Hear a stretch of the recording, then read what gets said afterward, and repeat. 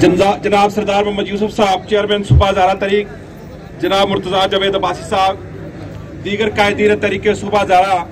सबसे पहले तो मैं माजरत चाहता हूँ, मैं थोड़ा लेट पहुंचा, मुझे पहले आना चाहिए था। मुर्तज़ा साहब हमारे भाई हैं, उन्होंने तकरीर कर ली।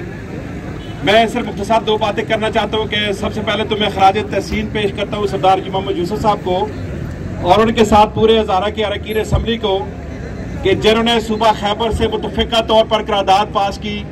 हमारे मरकज़ से ये बात आ रही थी कि जो सूबा हज़ारा तहरीक की पहली करारदाद KP असम्बली से आई है वो भरपूर तरीके से करारदाद शायद पास नहीं हुई, ये उनका गिला था और उसकी आड़ ले रहे थे।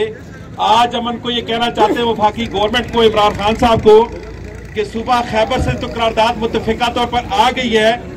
आपने एबटाबाद में आकर हजारों लोगों के सामने ये वादा किया था कि तहरीक इंसाफ इक़्तिदार में आ गई तो सबसे पहले हम सूबा हज़ारा बनाएंगे, फिर जनूबी पंजाब का सूबा बनाएंगे।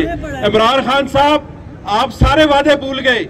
हज़ारा के लोगों ने आपका बड़ा साथ दिया, आज कहाँ है सूबा हज़ारा? हम आपसे ये कहना चाहते हैं कि आप अपना वादा पूरा करो।